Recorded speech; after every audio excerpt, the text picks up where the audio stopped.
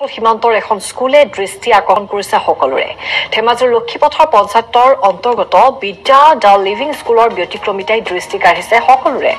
অন্যান্য বিদ্যালয়ৰ দৰে ছাত্ৰ ছাত্ৰীসকলক পাঠদানতে ব্যস্ত নাৰাখি এজন সুনাগৰিক হিচাপে যিখিনি দক্ষতাৰ প্ৰয়োজন সেই সকলোখিনিৰ জ্ঞান দিয়া হয় এই বিদ্যালয়খনত। কাৰিকৰী শিক্ষা, শিল্পকলা, খেলা ধূলা, নীতি আদৰ্শৰ লগতে শিক্ষাৰ্থী এগৰাকীৰ বাবে প্ৰয়োজনীয় সকলো প্ৰকাৰৰ দিশক বিশেষ গুৰুত্ব প্ৰদান কৰে এই বিদ্যালয় কৰ্তৃপক্ষই।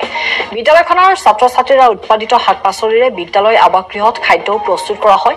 ৩০ গৰাকী পিতৃ মাতৃহীন ছাত্ৰ ছাত্ৰী আৰু অসমৰ বিভিন্ন প্ৰান্তৰ প্ৰায় ৬০ গৰাকী শিক্ষাৰ্থীৰ লগতে মুঠ ২০০ গৰাকী ছাত্ৰ ছাত্ৰী আছে এই বিদ্যালয়খনত।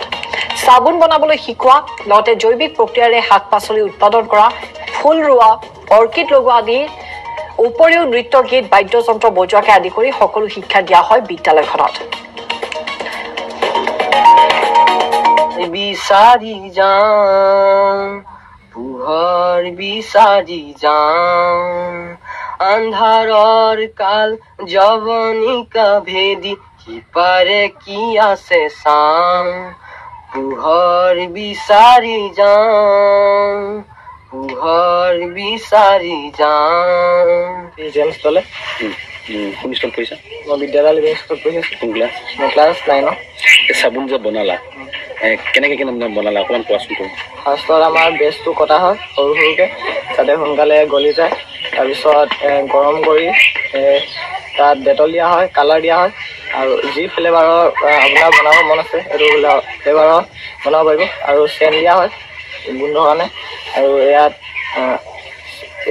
ঠাণ্ডা কৰা হয় চেপত ঠাণ্ডা কৰি ঠাণ্ডা হোৱাৰ পিছত পেকিং কৰা হয়। একবছৰ ভালেই মোটামুটি। আৰু ইয়াত মানে আমাৰ লাইভলিহুডৰ বিদ্যালয় য'ত থাকে বিদ্যায়তনিক, কাৰিকৰী, আধ্যাত্মিক আৰু আদৰ্শগত শিক্ষা, কৃষি কৰ্ম, বোৱা কটা, বৈজ্ঞানিক প্ৰযুক্তিৰে উদ্ভাৱনৰ লগতে ছাত্ৰ ছাত্ৰীয়ে নিজে বিদ্যালয়খনত ৰুৱে নানাৰঙী ফুল।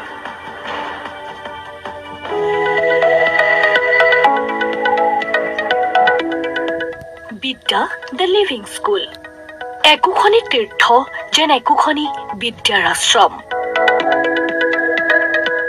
য'ত কেৱল বিদ্যায়তনিক শিক্ষাই নাই, আছে পাঠ্যপুথি, কাৰিকৰী শিক্ষা, লগতে ছাত্ৰ ছাত্ৰীৰ সৰ্বাংগীন অগ্ৰগতি। বিদ্যালয়তে কৰিছে শাক পাচলিৰ খেতি, বোৱা কটাৰ শিক্ষাৰ পৰা আৰম্ভ কৰি বৈজ্ঞানিক প্ৰযুক্তিৰে উদ্ভাৱন। ছাত্ৰ ছাত্ৰীয়ে নিজ হাতেই ৰুইছে নানাৰঙী ফুল। গতানুগতিকতাৰ পৰা কিছু পৃথক যেন এক আদৰ্শ বিদ্যা দ্য লিভিং স্কুল।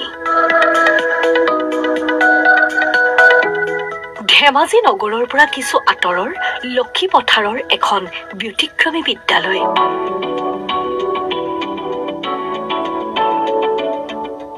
য'ত গতানুগতিকভাৱেই পাঠদান হয় পুৱা ৯ বজাৰ পৰা ৩ বজালৈ।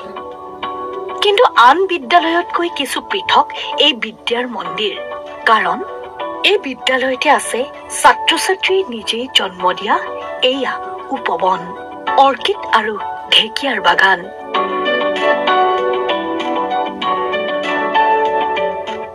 এয়া সাংস্কৃতিক মঞ্চৰ লগতে এটা পুথিভঁৰাল। আনফালে এয়া ঔষধি গছ লতিকাৰ লগতে ফুলৰ বাগান। এইবাৰ চাওক, এয়া হাতে বোৱা কেইটামান মোনা। আৰু এয়া ছাত্ৰ ছাত্ৰী কৰে জৈৱিক প্ৰযুক্তিৰে চাবোন বনোৱাৰ প্ৰচেষ্টা।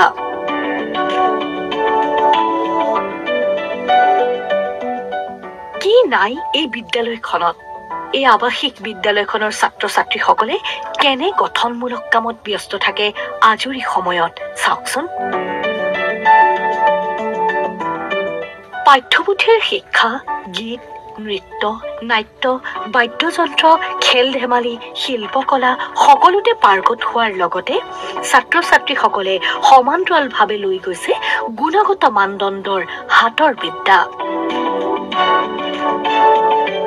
আৰু তাৰেই ফচল এয়া।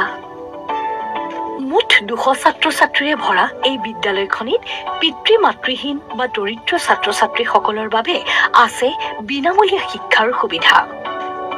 ছাত্ৰ ছাত্ৰীসকলৰ নীতি আদৰ্শগত শিক্ষাৰ কঠীয়াতলী হিচাপে থিয় দিছে বিদ্যাদা লিভিং স্কুলে। মই ক্লাছ 6ত পঢ়ো। কোন স্কুলত? বিদ্যাদা লিভিং স্কুলত। কি কৰি আছা? আমাক এতিয়া মেমে এখন সাধু দিছে আৰু সেই সাধুখন আমাক পঢ়িব দিছে আৰু পঢ়ি শেষ হোৱাৰ পিছত এইটো আমি কেনেকৈ মানে সাধু আকাৰত ক'ব পাৰোঁ সেইটো মানে আমাক প্ৰেক্টিছ কৰিব দিছে। স্কুলত পঢ়ি কেনেকুৱা লাগিছে তোমাৰ? বহুত ভাল লাগিছে। ঘৰ ক'ত? মোৰ ঘৰ মৈদাম জপাৰ গাঁও। কি শিকাই ইয়াতে? আমাৰ ইয়াত পঢ়া শুনা শিকায় আৰু পঢ়া শুনাৰ উপৰিও আমি যাতে ডাঙৰ হৈ এটা ভাল চাকৰি নাপালে আমি কেনেকৈ এটা খেতি কৰি ভালকৈ আমাৰ জীৱনটো কটাব পাৰোঁ তাৰ বিষয়ে মাত থাকে। ডিব্ৰুগড় বিশ্ববিদ্যালয়ৰ শিক্ষাতত্ত্ব বিভাগৰ অধ্যাপক প্ৰাঞ্জল বুঢ়াগোহাঁইৰ নেতৃত্বত গঢ় লৈ উঠা এই বিদ্যালয়ৰ চৌপাশে কেৱল এক ইতিবাচক, উৎসাহজনক আৰু বিদ্যায়তনিক পৰিৱেশ। এতিয়া বৰ্তমান আমাৰ যিটো গভৰ্ণমেণ্ট ছাৰ্ভে হৈছে সেই ছাৰ্ভেৰ মতে 57 বিঘা মাটি আমাৰ ইয়াত আছে, ববীয়াটোৰ কিতাপ আছে। আমাৰ স্কুলৰ লাইব্ৰেৰীত পুথিভঁৰালৰ এটা স্পেচিয়েলিটি আছে বা বিশেষত্ব আছে। বিশেষত্বটো হ'ল আমি শিশুৰ উপযোগী, কিশোৰীসকলৰ উপযোগীকৈ আমি যিখিনি লাইব্ৰেৰীৰ কাৰণে যিখিনি কিতাপ লাগে সেইখিনি কিতাপখিনি আমি কৰিছোঁ, কণ্ট্ৰিবিউশ্যন কৰিছে বা আমি সংগ্ৰহ কৰিছোঁ বা বেলেগ বেলেগ ৰাইজৰ বেলেগ বেলেগ পঢ়ুৱৈসকলে এইখিনি কণ্ট্ৰিবিউশ্যন কৰি মেলি হৈছে। আমাৰ ষ্টুডেণ্টৰ কেটেগৰীটো ভেৰাইজ ইন দ্য চেন্স জিঅ'গ্ৰাফিকেলি যদিও চাওঁ অসমৰ বেলেগ বেলেগ ডিষ্ট্ৰিক্টৰ পৰা আছে। ইয়াত কেৱল ধেমাজি ডিষ্ট্ৰিক্ট বুলি নহয়, অসমৰ প্ৰায়বিলাক ডিষ্ট্ৰিক্টৰ পৰা এজন কভাৰ কৰি আছে। তাৰোপৰি ষ্টুডেণ্টবিলাক ভেৰাইজ ইন দ্য চেন্স তেওঁলোকৰ ইণ্টেলেকচুৱেল কেপাচিটিবিলাক বেলেগ বেলেগ ধৰণৰ। কোনোবাই যদি ফুটবলত ভাল, কোনোবাই ভলীবলত ভাল, কোনোবাই গানত ভাল, কোনোবাই মিউজিকত ভাল। তাৰোপৰি এনেকুৱা ধৰণৰ ষ্টুডেণ্ট আছে যিবিলাকে জন্ম হৈ এখন মানে ইনচিকিউৰ পৃথিৱীত দেখিছে, অৰ্থাৎ কিছুমান ডিছফাংচন ঘৰৰ ল'ৰা ছোৱালীও আছে, নৰ্মেল ঘৰৰ ল'ৰা ছোৱালীও আছে। যদি আমি অৰফেন বা ডিছফাংচন ডিভোৰ্চ টাইপৰ যদি কেটেগৰী ধৰোঁ তেতিয়াহ'লে আমাৰ বৰ্তমানে 50-60 মান আছে। কিন্তু আমি যদি অনাথ শিশুসকলৰ কথা কওঁ তেতিয়াহ'লে প্ৰায় 20-30 মান ষ্টুডেণ্ট ৰেচিঅ'ত সেইখিনি। বিদ্যালয়খনলৈ সোমাই যাওঁতেই আপুনি দেখিব ধনাত্মক হৈ থাকক, ইতিবাচক হৈ থাকক, আত্মবিশ্বাস ৰাখক, সদায় হাঁহি থাকক, নিজৰ সৰ্বস্ব উজাৰি দিয়ক। এনে মূলমন্ত্ৰৰে গঠিত এই বিদ্যালয়খনি এক অনন্য আদৰ্শ হিচাপে সকলোৰে আকৰ্ষণৰ এতিয়া কেন্দ্ৰবিন্দু হৈ পৰিছে।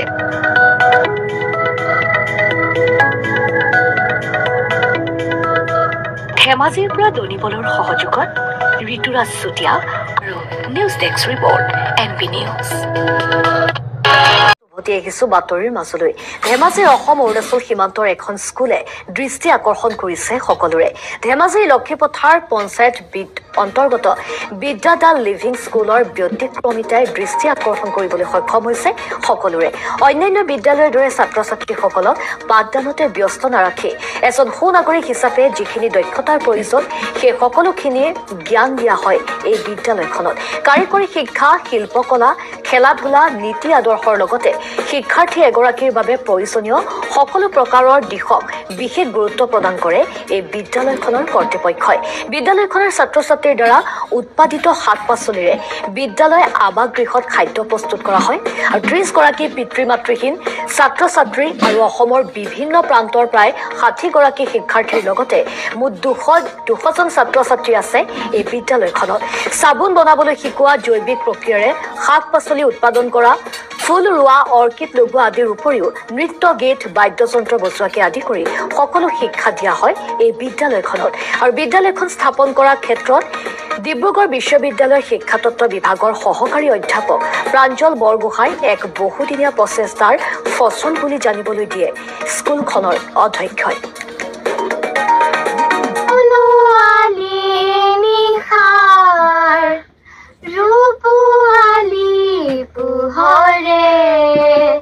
চকুৰ পাহিত